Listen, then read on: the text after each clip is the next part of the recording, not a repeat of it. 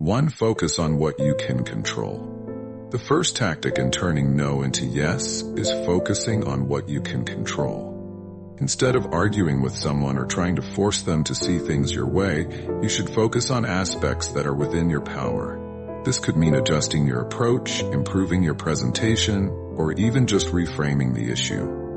When you focus on areas within your control, you give yourself the chance to make a persuasive argument rather than a defensive one. People respond positively when they see you as someone who is calm and collected, able to adapt to the situation.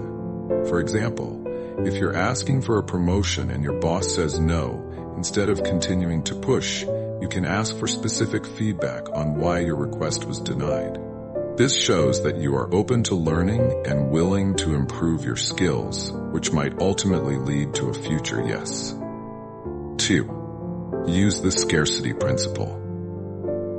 The scarcity principle is a powerful psychological tool. People are more likely to want something when they perceive it as scarce or limited.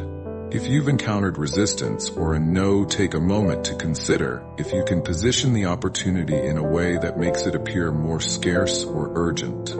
This can trigger a fear of missing out or a sense of lost opportunity, which can shift the mindset of the person you are negotiating with.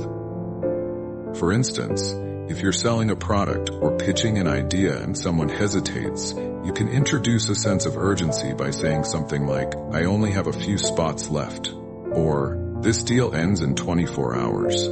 By doing so, you create a sense of scarcity, which could increase the chances of turning their no into a yes. Number 3, let them feel in control.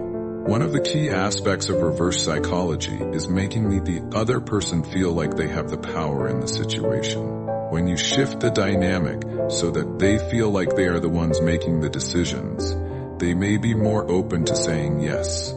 People don't like to feel coerced or pressured, but when they feel like they are in control, they are more likely to make decisions that align with what you want. For example, when trying to negotiate a deal, rather than making demands, you can say, "I'm flexible and can work with whatever terms are most convenient for you." Or, "Feel free to let me know what works best for you and we can adjust." This allows them to feel empowered while also guiding them toward a decision that works for both of you. 4. Create a sense of ownership. People are more likely to say yes when they feel like they have a stake in the outcome. If you can create a sense of ownership in the decision, they will be more invested in saying yes. This tactic is often used in marketing and sales, where the goal is to make the consumer feel like they are making the decision on their own, even when you are the one guiding them. To apply this in everyday situations, try asking questions that involve them in the process and make them feel like they are the ones making the choice. For example, if you want a friend to come to an event, instead of directly asking them to go, you could ask, "What time works best for you to join us?" Or, "What would make this event more enjoyable for you?" By getting their input, you make them feel like they have a say in the matter and are more likely to agree. 5. Use the power of contrast. Contrast is another useful tactic in reversing a no into a yes. By presenting two options with one being much more appealing or reasonable than the other, you can guide the decision toward the option you prefer. This works because people tend to make decisions based on comparisons rather than absolute values.